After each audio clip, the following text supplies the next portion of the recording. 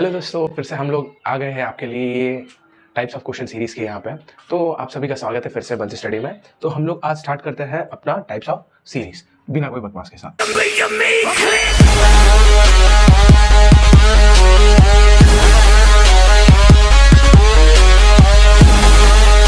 तो ध्यान देना बच्चा, सपोज अपने पास एक गिवन क्वेश्चन है। क्या है मतलब गिवन क्वेश्चन? ऐसा एक फिगर है, ये क्या है, पूरा आपका एक रेक्टेंगुलर पार्ट का या स्क्वायर पार्ट का कुछ ना कुछ एरिया है, ठीक है।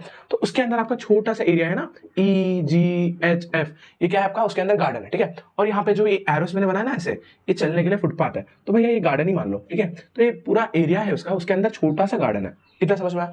तो नेक्स्ट क्या करेंगे भैया, आपने को क्या बोला हुआ है, ये गार्डन का एरिया कितना है फाइंड करने के लिए बोला। क्या बोला बच्चा? गार्डन का एरिया कितना है फाइंड करने बोला। तो हम लोग को सबसे पहले क्या करना पड़ेगा, total area minus required area करेंगे। तो भाई कैसे करेंगे? तो सबसे पहले आपने को firstly we need to find whole area of the given figure. मतलब भाई whole area of the figure क्या है, ABCD। समझ में?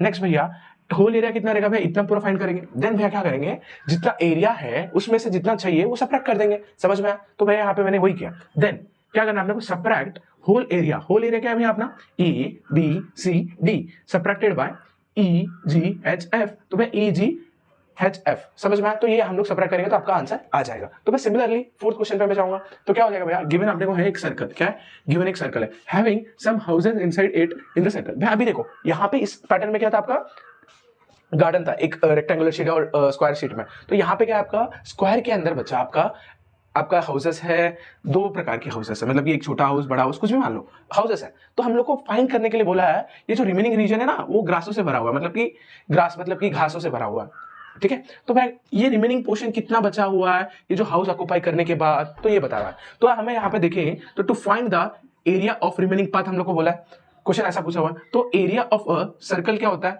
Area of a circle total कितना रहेगा, एरिया ऑफ सर्कल कितना होता है, टोटल सर्कल माइनस क्या करेंगे, फर्स्ट मैं मान लेता हूं इसको फर्स्ट एरिया। क्या मान लेता हूं, फर्स्ट एरिया ऑफ हाउस। समझ में? इसको मैं मान लेता हूं सेकेंड एरिया ऑफ हाउस। समझ में आया बच्चा?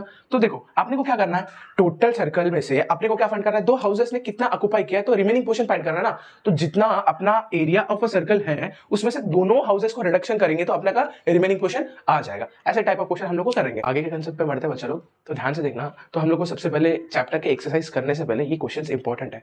मतलब कि ये टाइप्स ऑफ फॉर्मूलेस और यहाँ पे समझने की क्वेश्चन आपको जो भी पढ़ा है वो आपको अगर समझ में आया तो आप जो वर्डिंग प्रॉब्लम है वो अप्रोच करोगे। तो आपको यही नहीं पता आप क्वेश्चन अप्रोच करोगे तो वो अलग बात हो जाएगी, ठीक है। तो सबसे पहले आपने को ट्रेपेजियम का फॉर्मूला होना पता होना चाहिए, देन क्वाड्रेटिक फॉर्मूला होना चाहिए। ये सब काम आएगा जब मैं क्वेश्चन कराऊंगा, तुम लोगों को खुद पता चलेगा हाँ भैया ने सही बोला था। तो यहाँ पे ध्यान दीजिए बच्चा, ट्रेपेजियम का फॉर्मूला क्या होता है। ट्रेपेजियम का फॉर्मूला भैया, ट्रेपेजियम ऐसा दिखता है, एक थोड़ा यहाँ पे ये और थोड़ा यहाँ से टेन, ठीक है। तो भाई यहाँ पे इसको बी है और यहाँ पे ए आपका क्या होता है बच्चा, साइड, और आपका बी क्या होता है, बेस, और एच होता है यहाँ पे हाइट। कहाँ से बच्चा, यहाँ से लाइन खींची मैंने ऐसे करके, ये 90 डिग्री यहाँ पे बना दी। इसको क्या बोलते हैं बच्चा, हाइट। नेक्स्ट यहाँ पे बढ़ते हैं भाई, यहाँ पे वही लिखा है, A equals to side, B equals to base, H equals to height. Clear है सबको? एरिया ऑफ ए ट्रेपेजियम क्या होता है, half of A plus B multiply of H. तो क्या होता है बच्चा, area of a trapezium half of A plus B into H होता है, ठीक है। नेक्स्ट रोम्बस, क्या बच्चा, रोम्बस। क्लियर है?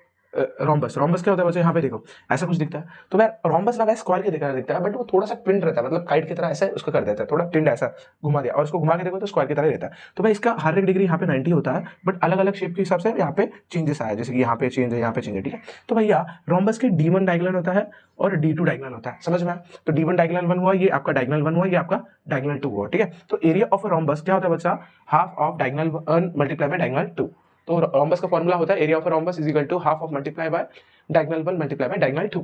चलो बच्चा नेक्स्ट, जनरल क्वाड्रेटिकल फॉर्मूला। अगर आपके क्वेश्चन में मेंशन नहीं है बच्चा कि बच्चा ये पैरेललोग्राम है या फिर ट्रेपेजियम है, तो आप क्या करोगे, आप सीधा सा उसको अज्यूम करोगे क्वाड्रिलेटरल करके। क्या करके अज्यूम करोगे, क्वाड्रिलेटरल करके। तो सबसे पहले भैया हम लोग चेक करेंगे, भैया क्या चेक करेंगे, इसको नेमिंग दे देंगे जो भी दिया है। मैं ABCD मान लेता हूँ, ठीक है, ABCD मान लेता हूँ। तो यहाँ पे से मैं एक डायगोनल ड्रॉ करता हूँ, ये जो बीच में ये है ना, ये लाइन ड्रॉ करता हूँ, ठीक है। तो ये जो बीच में लाइन ड्रॉ करते हैं, यहाँ पे पढ़ा था भैया डायगोनल होता है। तो ये आपका क्या हो जाता है बच्चा, डायगोनल होता है। क्या होता है, डायगोनल, ठीक है बच्चा, ये आपका डायगोनल होता है। तो यहाँ पे देखे जाए तो भैया अगर मैं तोड़ तोड़ के इसको पकड़ू, फिलहाल मैं इसी ट्रायंगल की बात कर रहा हूँ, ये जो है ना आपका ADC की बात कर रहा हूँ। ADC को मैं अगर पकड़ूंगा तो उसका फॉर्मूला होता है, आपने को पता है भैया, ट्रायंगल का फॉर्मूला पढ़ा था, half of base into height, है ना। ट्रायंगल का एरिया ऑफ ट्रायंगल क्या होता है, half of base into height.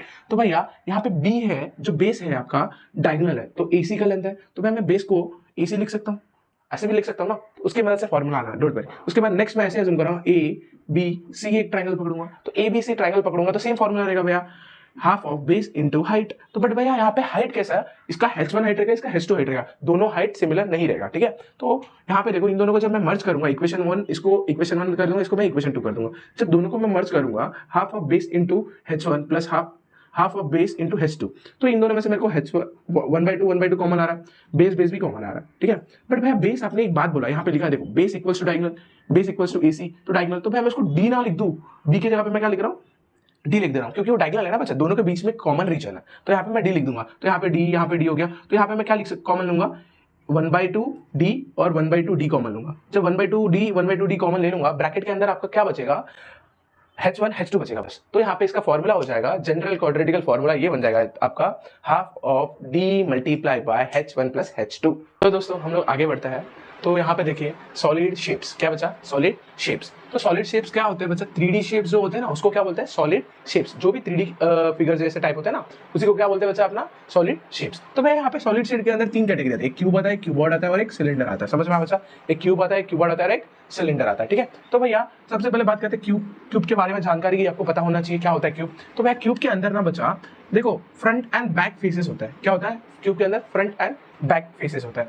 And जब उसको हम खोलेंगे, वो उसका सारे साइड को जो खोलेंगे ना, उसको क्या बोलते हैं, इसका सामने का साइड हो गया, पीछे का साइड हो गया, ऊपर का साइड हो गया, उसका बैक साइड हो गया, ये साइड का हो गया, नीचे का हो गया, ये सारे फेसेस को जब खोलेंगे ना, उसको ऑल फेसेस को बोलेंगे। और वो जो टोटल फेसेस को हम जो खोलेंगे ना, उसी को हम लोग क्या बोलते हैं, सरफेस एरिया बोलते हैं। क्या बोलते हैं, सरफेस एरिया। तो तुम लोग को पता होना चाहिए सरफेस एरिया क्या होता है। जो क्यूब होता है उसको हम लोग सारे साइड्स या फेसेस जो भी खोलेंगे, उनका टोटल करेंगे, मतलब ऐड मर्ज करेंगे, तो उसको हम लोग बोलते हैं सरफेस एरिया।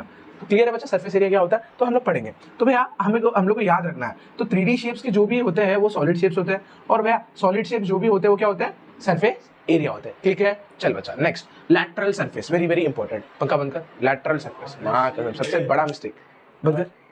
तो यहाँ पे लैटरल सरफेस पढ़ते हैं बच्चा। लैटरल सरफेस मतलब कि भैया आपने बोला क्यूब तो 6 साइड होते हैं, बट क्यूब के अंदर अपर साइड मतलब टॉप वाला और नीचे वाला, मतलब ऊपर वाला एंड नीचे वाला जो साइड होता है हम लोग को कंसीडर नहीं करना होता, तो उसी को क्या बोलते हैं, लैटरल सरफेस बोलते हैं। तो बच्चा यहाँ पे देखो, अगर उन्होंने बोला 4 फेसेस है, मतलब कि वो सराउंडिंग होता है। क्या होते हैं, सराउंडिंग होते हैं। मतलब फाइंड करने के लिए आपको बोल दिया कि फाइंड द 4 फेसेस, तो आपको 4 फेसेस बोले हैं, तो कौन से बोले, वो सराउंडिंग फाइंड करने के लिए बोले। तो formula for lateral surface equals to, remember बच्चा इंपॉर्टेंट है, क्वेश्चन है आपके, तो 2h ब्रैकेट में क्या रहेगा, L प्लस बी, मतलब कि वह 2h of L plus B. समझ में आया। नेक्स्ट बच्चा, वॉल्यूम ऑफ अ क्यूबॉइड क्या होता है, length into breadth into height.